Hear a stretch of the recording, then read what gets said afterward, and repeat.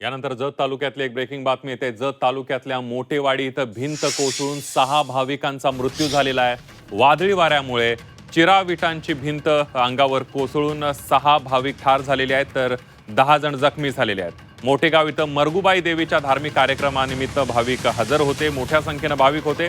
वादळी वारा सुटला आणि भाविकांनी बांधकाम सुरू असलेल्या ठिकाणी आसरा घेतला होता, मात्र पत्र्याचं शेड उडून चिऱ्याची भिंत होती आणि ते बांधकामावर आदळल्यामुळे कच्च्या अवस्थेत असलेली भिंत कोसळली आणि यामध्ये 6 भाविकांचा दुर्दैवी मृत्यू झालेला आहे। त्या दोन्हीच्या याच्यामुळं पलीकडच्या शेडवरचा पत्रा उडून पाठीमागच्या शेडवर पडला आणि त्या पाठीमागच्या शेडवरची पूर्ण भिंत फाउंडेशन सोडून पूर्ण भिंत ही कोसळलेली आहे आणि त्या कोसळल्यामुळं कमीत कमी 6 जण या ठिकाणी जागीच मृत्यू झालेले आहेत। 15-20 जणांची प्रकृती थोडी, काही जणांची त्यामध्ये गंभीर आहे।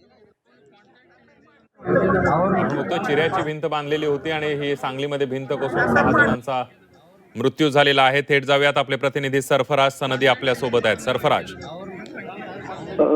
जत तालुक्यातलं मोटेवाडी हे गाव आहे आणि या गावातील मरगुबाई देवीचा एक कार्यक्रम होता आज, आणि त्यानिमित्ताने शेकडो भाविक या ठिकाणी या देवीच्या दर्शनासाठी आले होते।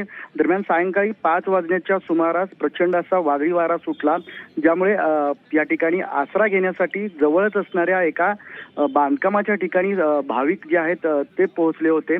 दरम्यान याच वेळी या वादळी वाऱ्यामुळे आणि पावसामुळे याजवळ या ठिकाणी असणारं एक प्रचंड मोठं पत्र्याचं शेड जे आहे ते उडून या भिंतीवर कोसळलं आणि त्यानंतर ही भिंत जी आहे, चिराविटाची भिंत, ती त्या ठिकाणी आसऱ्यासाठी थांबलेल्या भाविकांच्या अंगावर कोसळली आहे आणि त्यामध्ये 6 भाविक जे आहेत ते मृत्युमुखी पडलेले आहेत, तर 10 ते 12 भाविक जे आहेत ते गंभीर जखमी झाले असून त्यांना जतच्या रुग्णालयामध्ये उपचारासाठी दाखल करण्यात आलेलं आहे। संदीप, अगदी सरफराज, धन्यवाद दिलेल्या सविस्तर माहितीबद्दल।